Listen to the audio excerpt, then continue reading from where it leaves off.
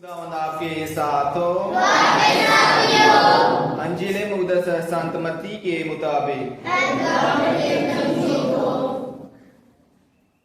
अध्याय 22 पद संख्या 34 से लेकर 40 तक।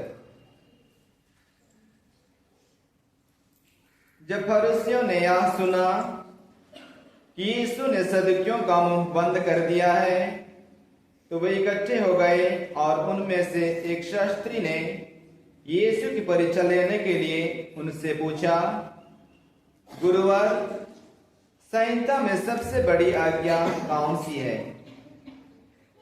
यीशु ने उससे कहा, अपने प्रभु ईश्वर को अपने सारे हृदय, अपनी सारी आत्मा और अपनी सारी बुद्धि से प्यार करो। यह सबसे बड़ी और पहली आज्ञा है। दूसरी आज्ञा उसी के सादृश है, अपने पड़ोसी को अपने समान प्यार करो। इन्हीं दो आज्ञाओं पर समस्त संहिता और नबियों की शिक्षा अवलंबित है।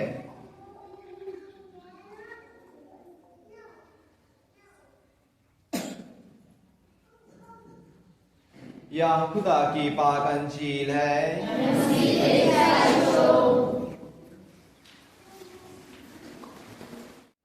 22 तारीख को पूरी दुनिया में मिशन इतवार मनाया था और हम सब आज हमारे पैरिश में मिशन इतवार मना रहे हैं। और हमारा मिशन खत्म नहीं है, हमारा मिशन जारी है।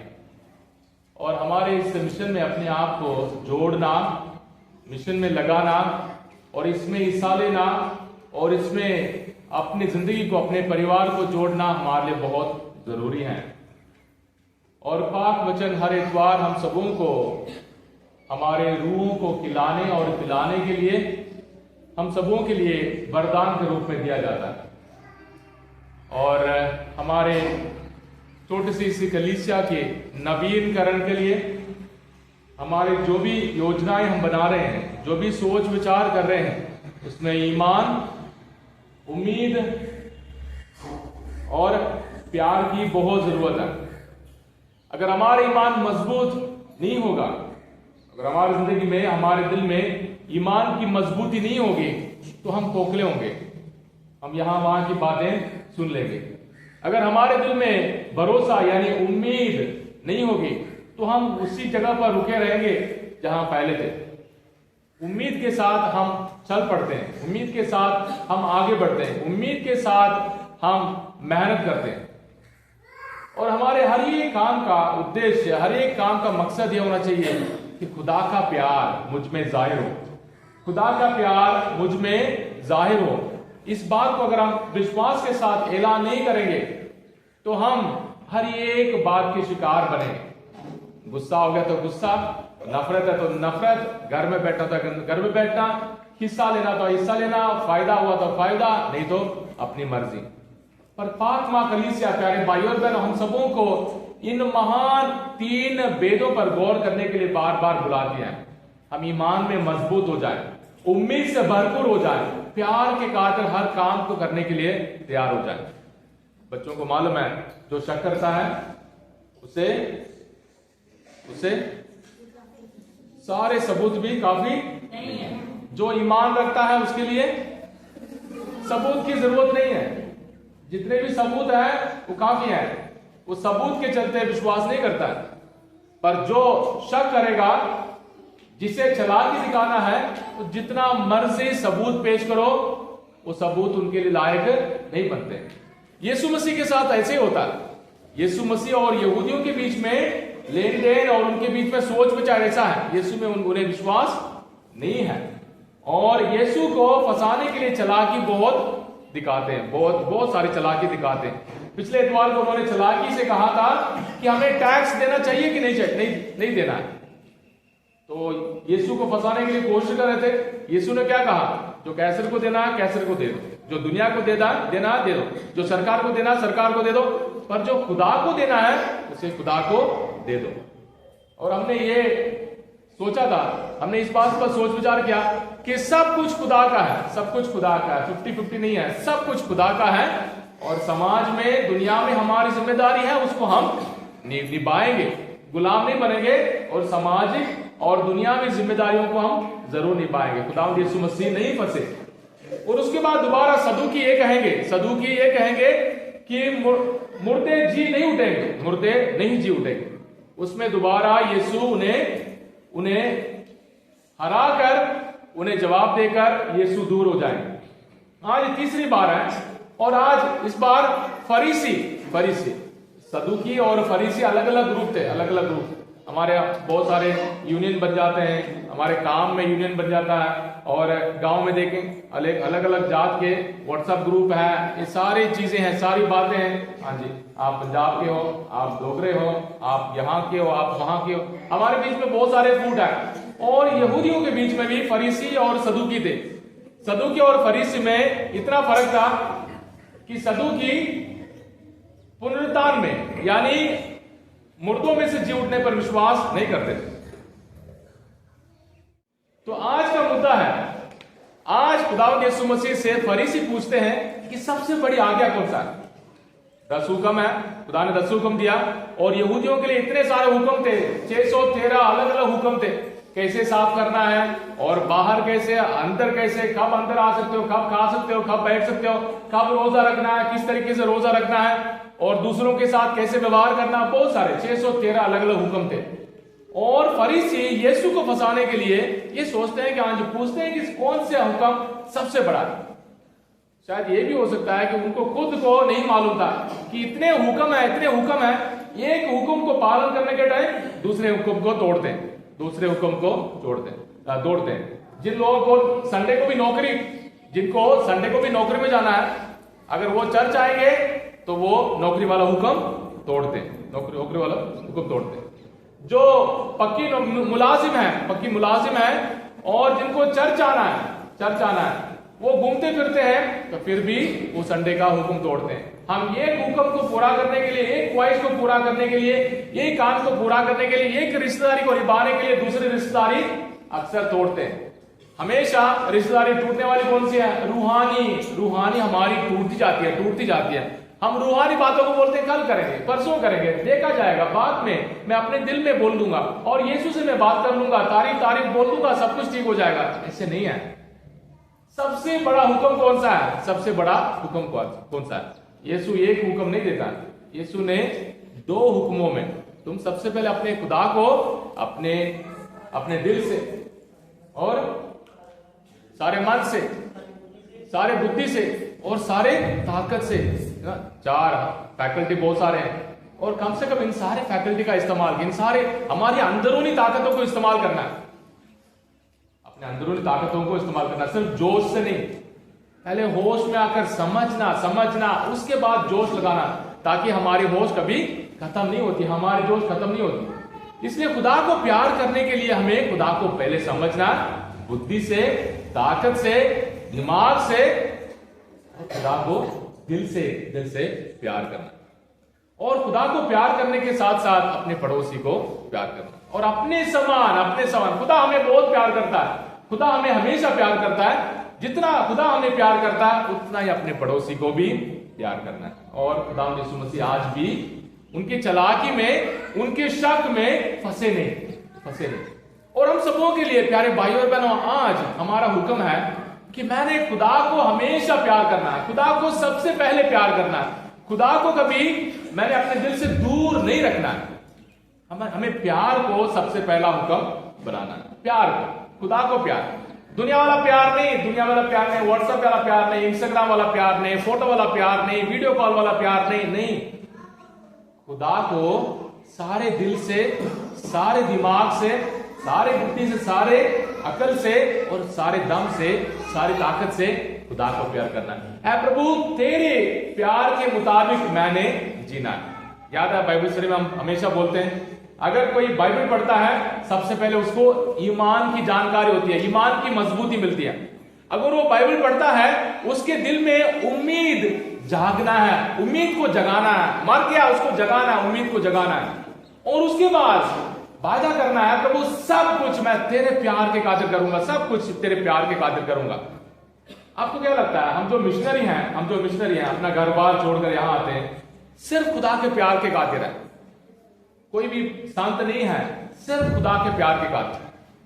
और हम सबों को भी मिशनरी बनना है खुदा के प्यार के खातिर। अभी दूर नहीं जाना, सबसे पहले अपने घर में हर एक घर में हमें मालूम है, जब हम एक दूसरे को देखते हैं, बच्चे मोबाइल के अलावा और कुछ नहीं देखते, बच्चे अपनी जिद पूरा करने के अलावा और कोई मांगते नहीं है, बच्चे ना पढ़ाई के ख्याल रखते हैं, बच्चे ना माँ बाप की बात मानने के लिए ख्याल रखते हैं, अपनी मर्जी पूरी करनी, अपनी जिद पूरी करनी। ये प्यार नहीं है, ये प्यार नहीं है, ये बचपना है, ये अकड़ है, ये लड़ाई झगड़े हैं, और ये अपने पेट भरने की बात है। और हमें ईमान में भी प्यारे भाई और बहनों, इस बात को पार करना है, ऐ प्रभु तेरे प्यार के खातिर मैं क्या क्या करता हूं, तेरे प्यार के खातिर मैं क्या क्या करता हूं, तेरे प्यार के खातिर संडे को एक बार मैं चर्च जाता हूं, तेरे प्यार के खातिर कभी मैं रोजरी पढ़ने के लिए जाता हूं, तेरे प्यार के खातिर कभी बंदगी में जाता हूं, पर अपने रिश्तेदार निभाने के लिए मैं सारी जिम्मेदारी निभाता हूं, क्योंकि अगर मैं नहीं जाऊंगा वो नहीं आएंगे, अगर मैं नहीं दूंगा वो नहीं देंगे, अगर हम इकट्ठे नहीं होंगे तो हमारी ताकत नहीं बनेगी। ये सामाजिक तौर तरीका है, पर खुदावंद हमारे दिल में हम सबों से बातें करता। पुराने अहदनामे में प्यारे भाई और बहनों, निर्गमन ग्रंथ में खुदा कहता है, परदेसी जो है, जो दूसरे देश, दूसरा अपना राज्य छोड़कर, अपना समाज छोड़कर आपके बीच में है, उनको इज्जत करो, उनके साथ दुर्व्यवहार नहीं करना, उनके साथ बुरा काम नहीं करना, और उन पर अत्याचार नहीं करना, मैं नहीं छोड़ूंगा। बाइबल में ये बात कभी ना भूलें, खुदा हमेशा कमजोरों के साथ है, खुदा हमेशा गरीबों के साथ है, खुदा हमेशा परेशानी मुसीबतों में फंसे हुए लोगों के साथ है। इसमें खुदा ने ये भी कहा, अगर दूसरे जात के भी हो, अगर गरीबों पर अत्याचार करोगे, मैं उसकी दुआ सुनूंगा। और खुदा हम सबों को प्यार के खातिर, अपने प्यार के खातिर हम सबों को बुलाता है। और खुदावंद यीशु मसीह के नाते हमें भी उस प्यार को अपना हुक्म बनाना है, उस प्यार को अपना हथियार बनाना है, उस प्यार को अपना तौर तरीका बनाना।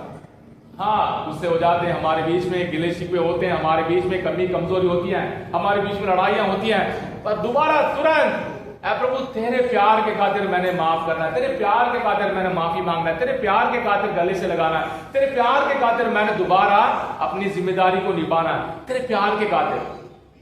और पोप साहब ने इस बार मिशन संडे के लिए लूकस के अंजिल उसका 24 बाब में दो चेले जो यरूशलेम छोड़कर अपने गांव जा रहे थे, एम्माउस जा रहे थे, जब यीशु को पहचान जाते हैं, उनके दिल आग से भरपूर हो जाता है। उनका दिल जो पहले ठंडा था, मरा हुआ था, खुदावंद यीशु मसीह के आग से जलने लगता है, तो उठकर वो भागते हैं। अगर हम खुदा के पाक वचन से हम जलते हैं प्यारे भाई और बहनों, खुदा के पाक वचन से हम जलते हैं, तो हमारे पैर भी नेक काम करने के लिए, नेक तौर तरीके के लिए, नेक इरादे के लिए हमेशा चलते पड़ेंगे।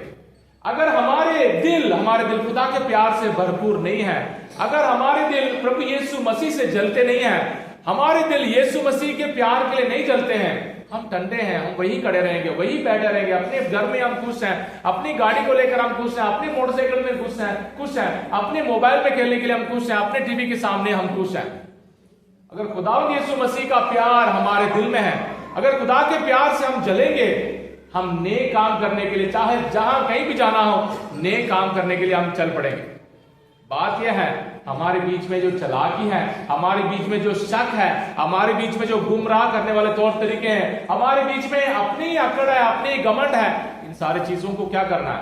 इन सारी चीजों को खुदा को देना है, इन सारी चीजों को खुदा को देना है। तभी मैं कह सकता हूं कि मैं मिशनरी हूं, मेरा परिवार मिशनरी है, मेरे तौर तरीके मिशनरी हैं, और मेरे तौर तरीके कलीसिया के कामों के लिए योगदान बनते हैं। नहीं तो फिर कलीसिया के लिए भी बहुत बड़ा बोझ है। कलीसिया के लिए हम बोझ नहीं बनना चाहिए, क्योंकि हम कलीसिया हैं। पैरिश पर या कलीसिया पर हमें बोझ नहीं, हमें योगदान बनना है, हाथ पैर बनना है। खुदावंद यीशु मसीह के हाथ पैर है। खुदावंद यीशु मसीह आसमान पर इसलिए चढ़ गया क्योंकि खुदा के काम को हमने पूरा करना है। बहुत अच्छा लगता अगर खुदावंद इस जमीन पे रहते, खुदावंद हमारे घरों में हमें मिलने आते, खुदावंद हम सबों को चंगा करते। खुदा ने सबको चंगा नहीं किया। चंगा किया सबको? खुदा ने सबको चंगा नहीं किया। खुदा ने सबको चंगा नहीं किया। खुदा ने सारे गरीबों को अमीर नहीं बनाया, नहीं बनाया। खुदा ने ये भी कहा कि हाँ जी, गरीब आपके साथ हमेशा रहेंगे, हमेशा रहेंगे।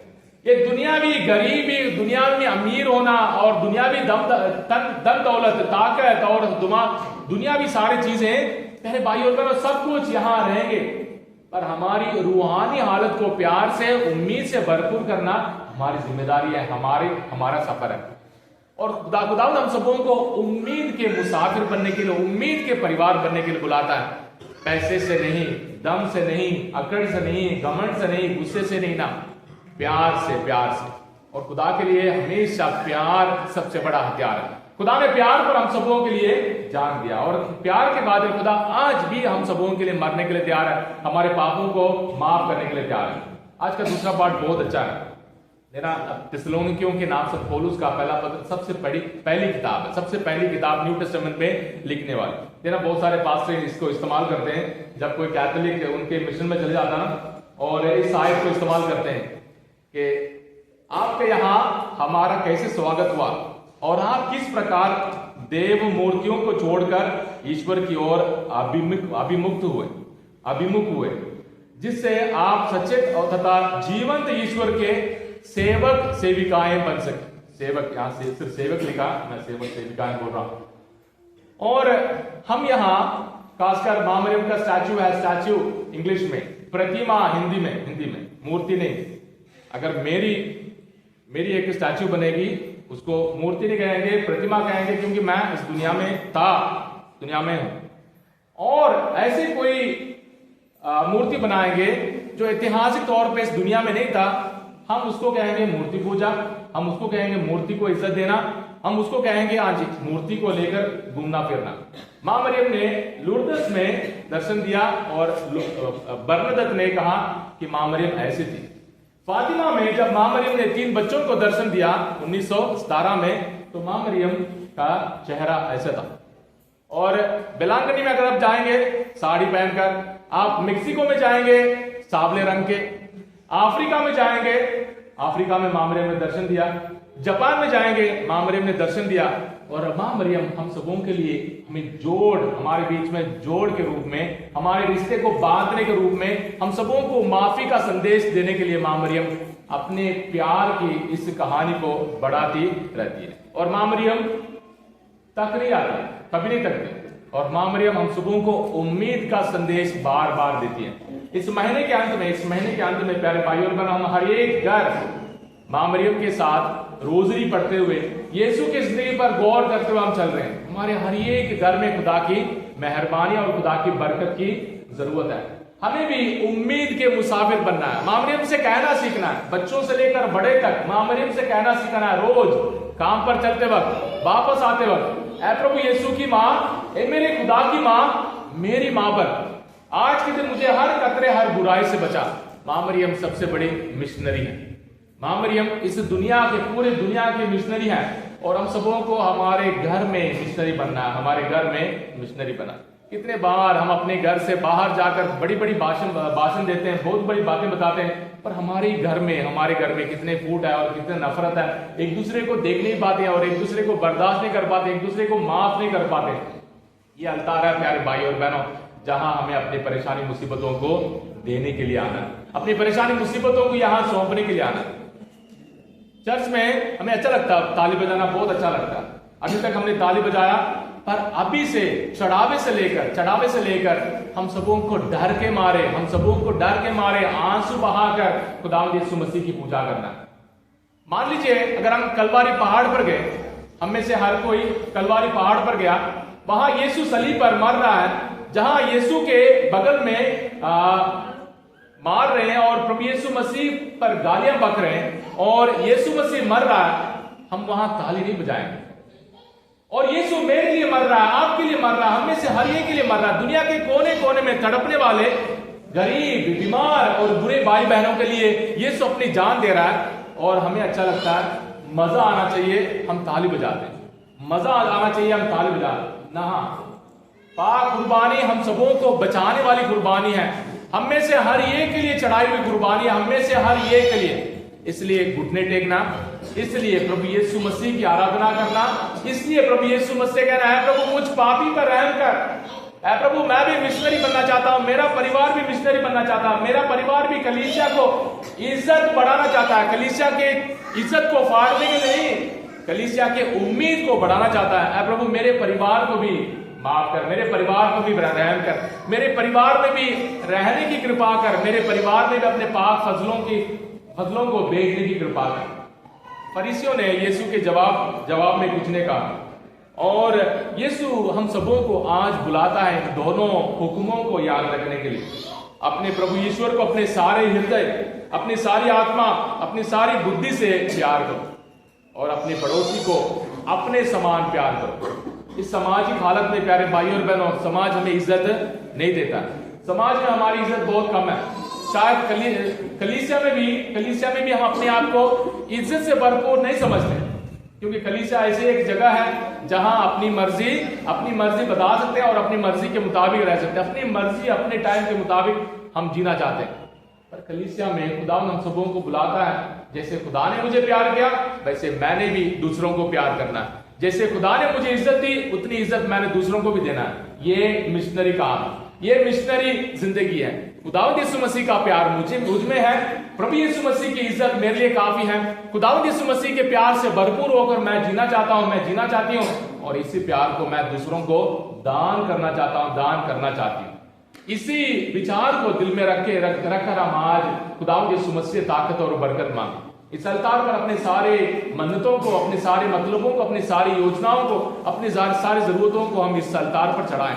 खुदावंद यीशु मसीह कहे, प्रभु मुझ पर रहम कर। ऐ प्रभु तेरे प्यार को हुक्म के रूप में आज स्वीकार करती हूँ। ऐ प्रभु तेरे प्यार के खातिर मैं जीना चाहती हूँ। तेरे प्यार के अलावा मुझे किसी हुक्म की जरूरत नहीं है। दुनिया का प्यार नहीं, दुनिया के धन दौलत नहीं, दुनिया के दिखावे नहीं, मेरे घमंड नहीं और मेरे शक नहीं, मेरे शक की कोई कमी नहीं है, मेरे इल्जाम की कोई कमी नहीं है। प्रभु अपने प्यार से मुझे भर दे, और तेरे प्यार के खातिर मैं जीऊंगा और मैं जीऊंगी और मेरा परिवार जिएगा।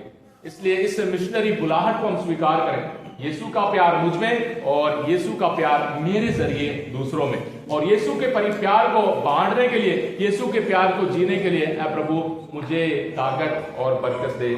आमीन।